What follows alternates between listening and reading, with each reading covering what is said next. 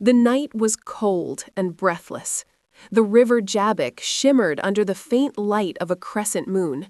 Across the water lay a man, alone, restless, and afraid. His name was Jacob. Once he was known as the supplanter, the deceiver, the man who had taken his brother's birthright and blessing. But tonight, all the cleverness and schemes that had carried him through life could no longer save him. He had fled from his brother Esau 20 years ago. Now he was returning home, and Esau was coming to meet him with 400 men. The old fear returned like a storm. Jacob had divided his camp, sent gifts ahead, prayed desperate prayers, but fear still clung to him. And so, when the night fell, he sent his wives, children, and possessions across the river.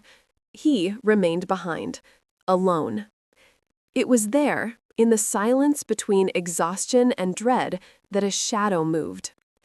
At first, Jacob thought it was a man, an enemy come to attack him. He leapt forward, grappling in the darkness, every muscle tense.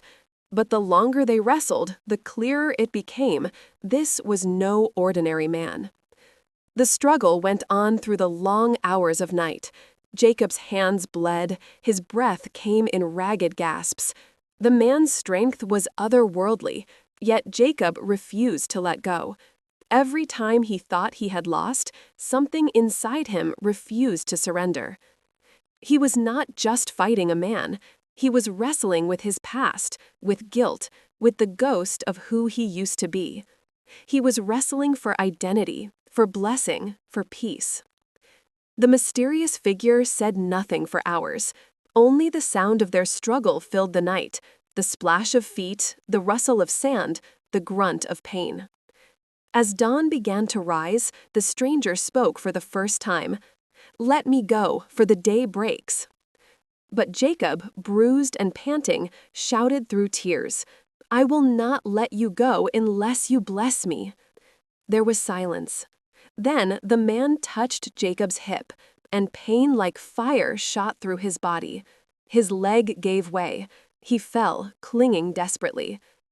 And the man said, "What is your name?" "Jacob." "Not anymore." The voice was steady, divine. "Your name shall no longer be Jacob, but Israel, for you have struggled with God and with men, and have prevailed." Jacob's chest heaved. The realization dawned on him. He had not been wrestling against a man. He had been wrestling with God himself. The one he had deceived others to reach had now confronted him in truth, and instead of destroying him, God renamed him. Jacob's tears mixed with the river water as the dawn broke over the hills. He limped as he rose, not in shame, but in transformation.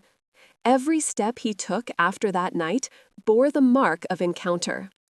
When the sun rose upon him, he named the place Peniel, saying, "For I have seen God face to face, and yet my life is preserved." Across the river, Esau was coming, but the man who limped to meet him was no longer the same. Jacob had wrestled his way from deceit to destiny, from fear to faith, from striving to surrender. Sometimes God must wound us to heal us. Sometimes He must break us to bless us. And sometimes He must meet us in the darkness to prepare us for the dawn. Lessons. You can't run from who you are until you face God alone. Transformation begins when pretending ends. Some battles are not against others, but against the parts of ourselves God must change. The wound that humbles you often becomes the mark that identifies you. God breaks what He intends to bless. True strength is not found in resistance, but in surrender. The greatest victories happen in the darkest hours. When God asks for your name, He's not seeking information, He's inviting transformation. Jacob limped after meeting God, but his limp led him to destiny. The mark of encounter is not pride, but humility.